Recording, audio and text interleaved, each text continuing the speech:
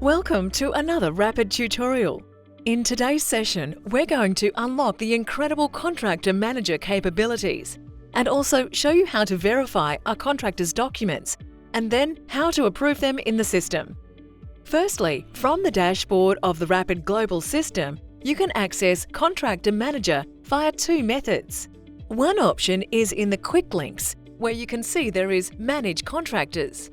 A second option is through the green Contractor Manager tab at the top of your page.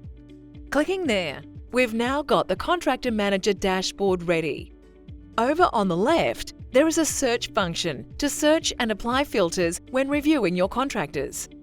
For example, what personnel type they are, the type of work they are completing, and what type of documents they may have uploaded.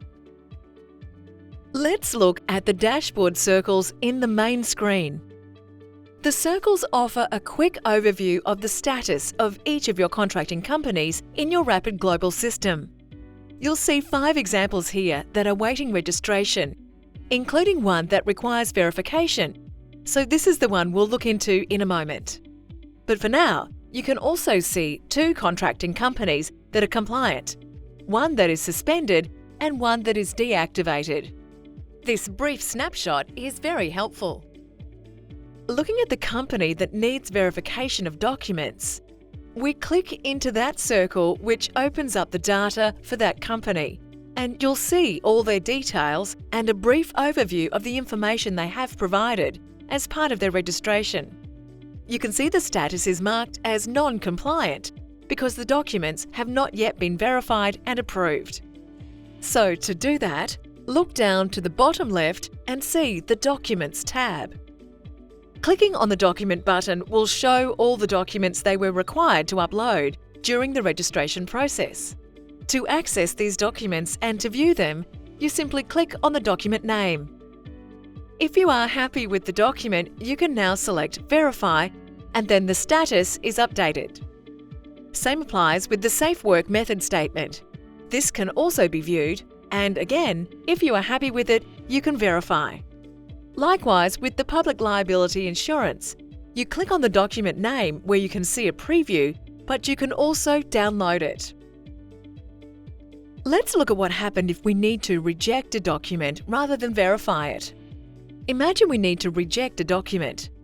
For example, with this one, the date on the certificate of currency is expired, so you click on the Reject button, provide a reason, and then an email will be sent to that company's administrator, letting them know that they need to re-upload that document with a valid expiry date. Once they do provide a new and valid document, you can go back into the system and verify the document. You can see all those documents verified in green. The E-form or Prequalification questionnaire will also need to be verified in order to deem the company compliant. This is what someone fills out as part of the registration process and is generally related to WHS matters.